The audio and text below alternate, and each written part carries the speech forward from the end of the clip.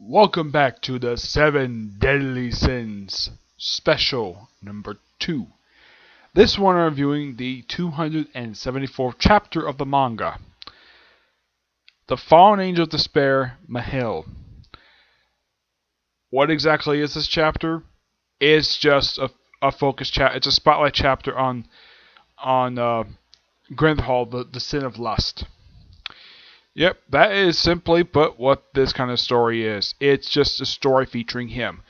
I should point out though, none of the other 7 deadly sins pop up in this chapter. There is a past, actually there's one other character. King pops up for a quick couple panels, but he doesn't do much of anything. As a matter of fact, Meliodas is not even in this chapter at all. Nope, he isn't. Despite him being the main character of the whole series, he's nowhere in the actual chapter.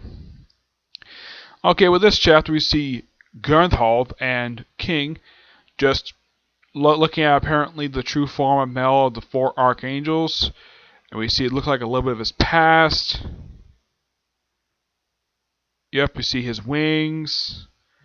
He sees apparently Meliodas in the past making out with Elizabeth.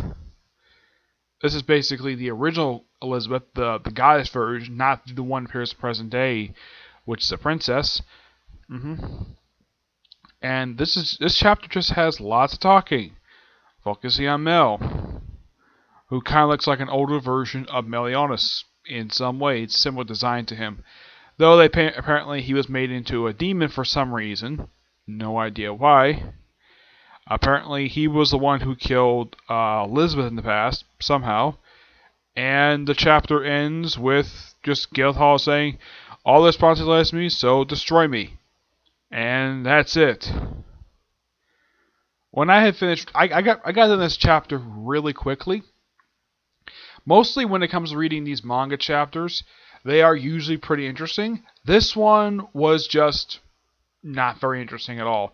I do love the 7 Deadly Sins series. I think it's a fantastic manga, and I love the anime. But this chapter was just a nothing chapter. It almost seemed like with this chapter, almost nothing happened at all. It just focused on a character that I'm not all that familiar with, even though, yes, I've been reading the manga for a little while now. And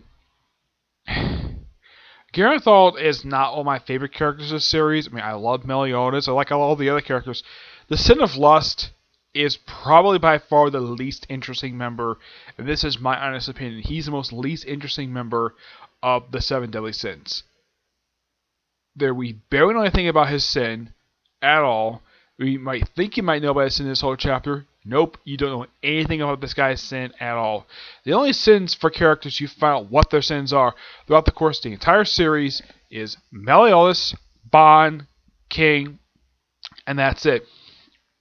As far as I know,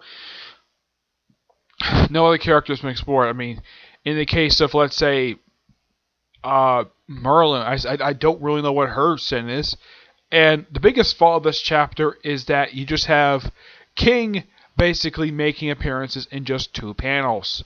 A character who is more interesting than Gyllenhaal, and he makes, and this is just my opinion anyways, he makes appearances in just 2 panels, which I think is really dumb for a character that's very interesting. I love this character. I like his cheerful personality. I like the fact that he and Deanne are basically a couple. Gernthal is probably the only person in the entire group who's not involved with somebody else in some way. Heck, the Sin of Pride, who technically is by some points the weakest member of the entire group, and he's more interesting than Gernthal is.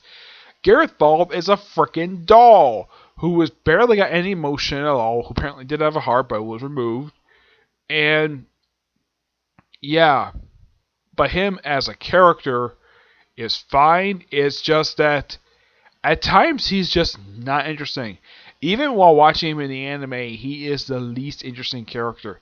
I did like his villain turn that he tried to do once in the series. Even the manga when the Royal Knights arrested him for being a member of the 10 Commandments, it was a bit bizarre. Like, okay, you arrest him and you don't interrogate him? As a matter of fact, all they do with him is throw him in a jail cell, and then he disappears, not to be seen again after that until the arc is over with. This is, of course, in defense of Leonis, and he gets released, apparently because he's a member of the Seven Deadly Sins, and we don't know exactly what his deal is. His creator is a lot more interesting than he is, because, well, he created him, and, well, here's kind of the thing about Garethol. Garethol, overall, he's about the same age as basically Meliodas and Merlin, but he is just a doll. I think turning him into a villain, I thought was a little interesting for him, but yeah, having a spotlight on him, not a good idea at all. I mean, for me, it's kind of the same thing with Rock Lee. When you have something focused on him, like, unless you can make me interested in it, a lot of time you're just not interesting at all. But in the case of this is probably by far, out of all the chapters I've read, probably the least interesting chapter I've actually read for the entire series.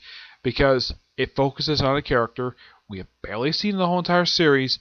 I don't have a problem with the Archangels. They're fine. I have no problem with them as characters.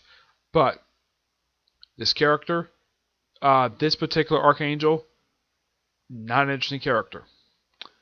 The artwork is still fantastic. The creator of the series still puts out fantastic artwork. But that's the only praise I give for it. I am going to give this chapter roughly I'm going to give it a 5 out of 10. I have not given a rating this low for a manga chapter, because generally these manga chapters are at least kind of interesting. Heck, even when it comes to Tokyo Ghoul, at least that some things might happen in a nothing chapter. This, it seemed like almost nothing happened at all.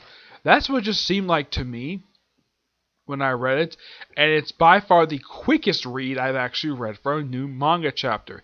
I am definitely going to read the next chapter because I'm not going to give up on this series because I like it.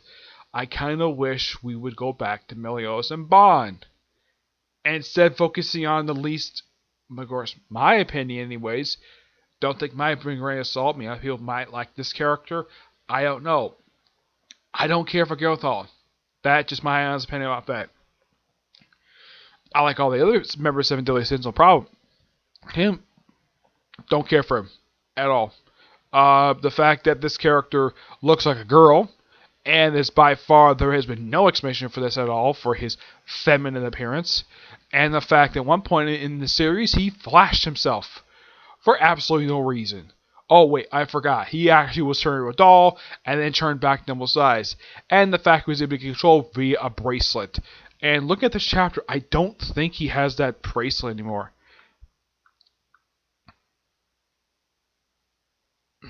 Yeah, I don't think he has that bracelet anymore.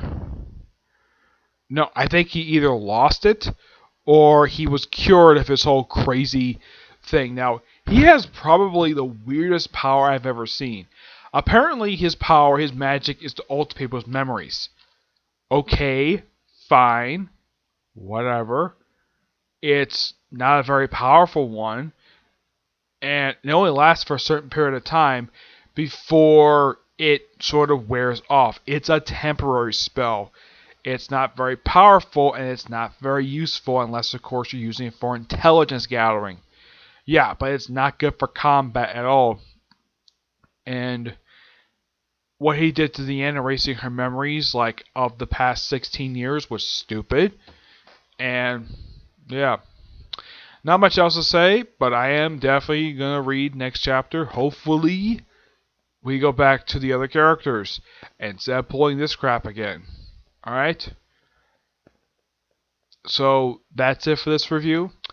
Stay tuned for tomorrow. As far as I know, the only video I'm planning to do tomorrow is a new One Piece review. And possibly a comic corner. It just depends. I got new trades in today from the library, so expect to see videos soon, okay? But to see the next review. Bye.